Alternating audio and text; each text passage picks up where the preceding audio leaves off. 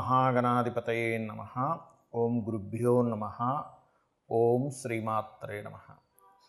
పరమేశ్వర స్వరూపమైనటువంటి జ్యోతిష, వాస్తు మరియు ఇతర అనేకమైనటువంటి శాస్త్రములను మనకు అందించినటువంటి మహర్షులకి నమస్కారం. హయగ్రీవ హయగ్రీవ హయగ్రీవేతి యో వదేత్ తస్య నిస్సరతే వాణి జహ్నుకన్యా ప్రవాహవత్.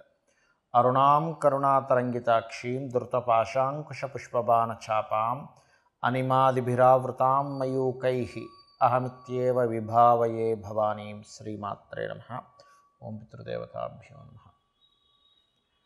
మనం ఈరోజు చెప్పుకోబోయేటువంటి టాపిక్ ఏమిటి అంటే 12 లగ్నాల వారు ఏ విషయాల పట్ల జాగ్రత్త వహించాలి, ఏ ఉపాసన చేసుకోవాలి, ఏ విషయాల వల్ల వీళ్ళకి కలిసి వచ్చే ఆస్కారం అధికంగా ఉంది అనే విషయాలు మనం ఇప్పుడు తెలుసుకుందాం.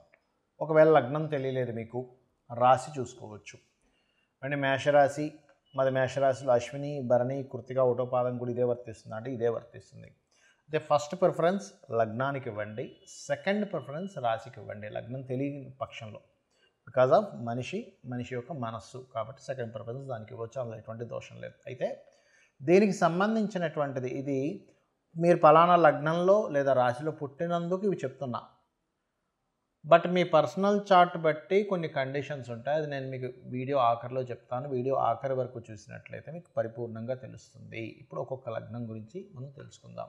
కర్కాటక లగ్నము, కర్కాటక రాశి. లగ్నం తెలిస్తే హ్యాపీగా లగ్నం నుంచి చూసుకోవచ్చు. లేదంటే నాకు రాశి మాత్రమే తెలుసు, లగ్నం మా వాళ్ళు డిసైడ్ అంటే నోట్ చేయలేదు టైమ్ ఆఫ్ బర్త్ని కాబట్టి మాకు తెలియదు అనుకునేటువంటి వారు ఈ రాశిలో ముందుగా ఏ నక్షత్రాలు ఉంటాయో చూసుకోవాలి.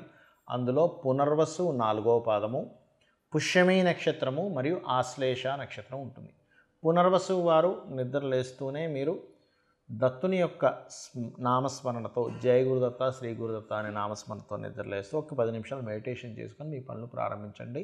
మీ యొక్క మైండ్ సెట్ ఎంత స్ట్రాంగ్గా ఉంటుందంటే అలా కనుక చేసుకున్నట్లయితే అద్భుతమైనటువంటి లైఫ్ని మీరు చూస్తారు ఈ ప్రక్రియ స్టార్ట్ చేసినప్పటి నుంచి. అదేవిధంగా పుష్యమి నక్షత్రం వారు వెంకటేశ్వర స్వామిని, అదేవిధంగా ఆశ్లేష నక్షత్రం వారు విష్ణువుని అంటే ఓం విష్ణవే నమః, ఓం నమో నారాయణాయ మంత్రం కానీ, ఈ యొక్క పుష్యమి వారు ఓం నమో వెంకటేశాయ అన్న నామస్మరణతో ఒక 10 నిమిషాలు కనుక ఉదయం నిద్ర లేచిన వెంటనే చేసినట్లయితే మీ మైండ్ సెట్ మీరే అబ్జర్వ్ చేస్తారు ఎంత స్ట్రాంగ్ అవుతుంది అనేటువంటిది. ఇక మీరు ఈ కర్కాటకం వారు తీసుకోవాల్సిన ముఖ్యమైనటువంటి జాగ్రత్తలు ఏమిటి? ముఖ్యంగా గుర్తుపెట్టుకోండి, బంధువర్గం లేదా సిబ్లింగ్స్ వరుస వాళ్ళ వల్ల మీకు ఏదైనా వాళ్ళ బాధ్యతలు మీరు తీసుకోవడం కానీ, వాళ్ళ వల్ల కొంత స్ట్రెస్ అవ్వడం కానీ, అంటే ఈ కర్మ మీతో ఈ సంబంధంగా కలిగి ఉంటుంది.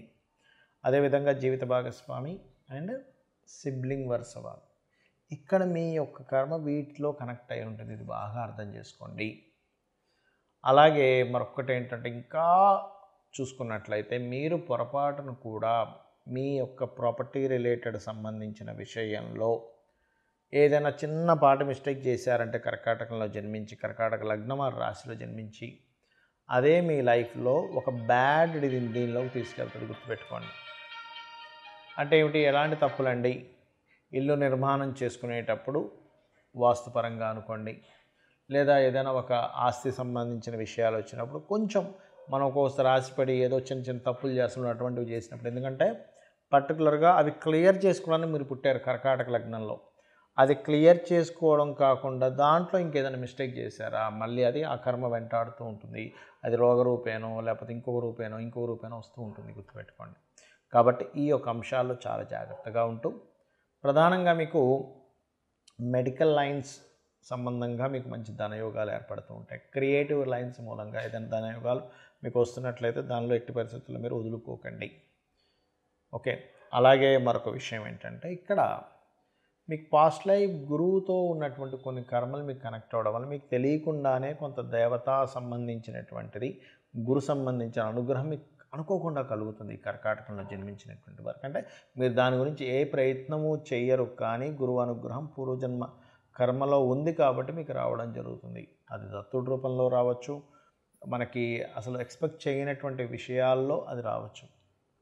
ఇక మీరు చేయవలసినటువంటి దేవతారాధన ఎక్కువగా స్కంద ఆరాధన చేయండి. సుబ్రహ్మణ్యేశ్వర స్వామిని తలుచుకోండి, అన్ని విధాలా బాగుంటుంది. ఇప్పటి వరకు మనం ఏదైతే చెప్పుకున్నామో మీది గనక పలానా లగ్నం అయితే పలానా విషయాలు జాగ్రత్తగా ఉండండి అని, పలానా ఉపాసన చేయండి అని, లేకపోతే పలానా విషయాలు మీకు అందిపుచ్చుకుంటారని, మీ లైఫ్లో ఈ విషయాల్లో బాగుంటుంది మనం ఏవైతే చెప్పుకున్నామో ఇవన్నీ కూడా మీ లగ్నం బేస్ చేసుకొని దీన్ని స్థిరంగా ఉండేటువంటి కారకత్వాలు అంటారు. అంటే పలానా లగ్నంలో పుట్టాము అంటే పంచమాధిపతి రవి అవుతాడు మేషంలో పుడితే, లేదా వృషభంలో పుడితే పంచమాధిపతి బుధుడవుతాడు, అదే మిథునంలో పుడితే పంచమాధిపతి శుక్రుడు అవుతాడు, లేకపోతే లగ్నాధిపతి బుధుడవుతాడు. ఇట్లా కొన్ని కాంబినేషన్స్ బట్టి చెప్పుకుందాం. మరి పర్సనల్ చార్ట్లో ఇది ఏమైనా మార్పు వస్తుందా అంటే ఖచ్చితంగా పర్సనల్ చార్ట్ దగ్గరికి వచ్చేసరికి మార్పు వస్తుంది. ఎలాగా అంటే చెప్తాను చూడండి. ఇప్పుడు టీటీ ఇంజెక్షన్ ఉంది. టీటీ ఇంజెక్షన్ ఏదైనా సెప్టిక్ అయితే వేస్తారు.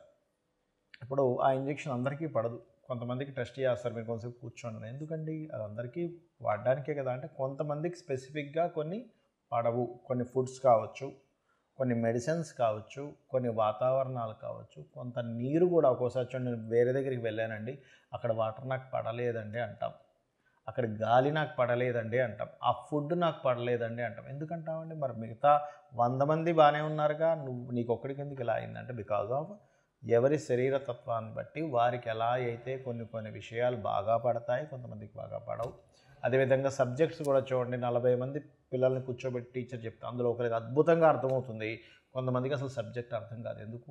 మరి అందరికీ ఒకలాగే చెప్పింది కదా టీచర్ అంటే బికాజ్ ఆఫ్ వాళ్ళకున్నటువంటి అవగాహన, వాళ్ళకున్న ఇంట్రెస్టు, ఇవన్నీ మనం బేరేజ్ చేసుకుంటాం. అంటే పర్సనల్గా ఉండే వాళ్ళ తెలివితేటలు కానీ వాళ్ళకుండే శరీరతత్వాన్ని బట్టి వాళ్ళకి తెలుస్తూ ఉంటుంది. అలాగే మీ జన్మజాతకంలో ఉండే కాంబినేషన్స్ ఇప్పుడు నేను చెప్పినవి ఏవైతే ఉన్నాయో కొంతవరకు అది మారుస్తూ ఉంటుంది. అంటే ఉదాహరణకి నేను మీకు మేషలగ్నం వారికి అప్పుల విషయంలోనే మెయిన్గా జాగ్రత్తగా ఉండాలని చెప్పాను. కానీ వారి జన్మజాతకంలో కొంచెం బుధుడు బాగున్నాడు అనుకోండి, అప్పుడు అంత ప్రమాదం రాదు. లేదా బుధుడు ఇంకా పాడైపోయాడు ఉదాహరణకి, అప్పుడు ఇంకా ఎక్కువ ప్రభావం వస్తుంది. సో ఇలాంటివి చూసుకోవాలి. అంటే ఏమిటి? నేను ఏదైనా ఆరోగ్యం గురించి చెప్పానంటే మీ జాతచక్రంలో రవిని చూసుకోండి. రవి బాగున్నాడంటే మీరేం కంగారు పడక్కర్లేదు. రవి కనుక పాడేయాడంటే ఇంకొంచెం జాగ్రత్తగా ఉండాలి. మానసిక విషయాల గురించి చెప్పాను. చంద్రుడు బాగున్నాడు, ఎక్కువ కంగారు అక్కర్లేదు. చంద్రుడు పాడయ్యాడు, అప్పుడు మీరు ఏ బియ్యం దానం ఇవ్వడమో చేయండి. అలా కాకుండా యాక్సిడెంట్సో లేకపోతే భూ వివాదాలు ఎక్కువగా ఉంటాయి ఈ లగ్నం వారికి అని చెప్పాను అనుకోండి, అప్పుడు మీరు చేయవలసింది ఏంటంటే కుజుడు బాగున్నాడా టెన్షన్ ఏం పెట్టుకోకండి. కుజుడు పాడైతే అప్పుడు మీరు కందులు దానంగా ఇవ్వడం, సుబ్రహ్మణ్యేశ్వర స్వామి ఆరాధన చేసుకోవడం, వారాహి అమ్మవారి ఆరాధన చేసుకోవడం చేయండి. అదేవిధంగా బుధుడు పాడయ్యాడు, అప్పుడు విష్ణు సహస్రనామాలు బాగుంటే ఏం టెన్షన్ పడక్కర్లేదు. అంటే ఇప్పుడు నేను చెప్పినటువంటివి ఏవైతే ఉన్నాయో గ్రహం కనుక బాగుంది, ఆ రాసులు కనుక బాగున్నాయి, టెన్షన్ పడకండి.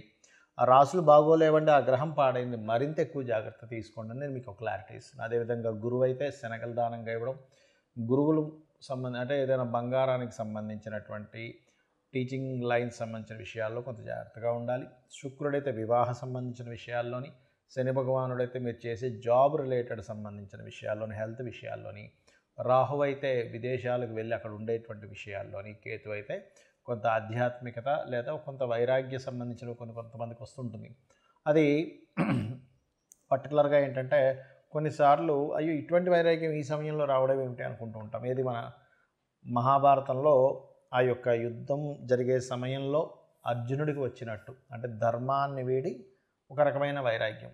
అప్పుడు కృష్ణుడు లాంటి వాడు మనకు కావాలి. ఆ శ్రీకృష్ణ పరమాత్మ యొక్క భగవద్గీత ఎవరైతే వింటారో ఈ వైరాగ్యం కూడా తగ్గుతుంది. సో నేను చెప్పినటువంటివి పర్సనల్ చార్ట్లోకి వచ్చినప్పుడు కొంత మార్పు వస్తుంది అనేటువంటి విషయాన్ని మీరు అర్థం చేసుకుంటూ నేను చెప్పినటువంటి పరిహారాలు మీరు చేసుకొని ఆ పితృదేవతల అనుగ్రహం కూడా పొంది లలితాంబిక అమ్మవారి యొక్క అనుగ్రహం కూడా పొందాలని మనస్ఫూర్తిగా కోరుకుంటూ మీ యొక్క జీవితాలు మరింత ఉజ్వలంగా మరింత సక్సెస్ఫుల్గా సాగాలని మనస్ఫూర్తిగా కోరుకుంటూ శ్రీమాత్రే నమః.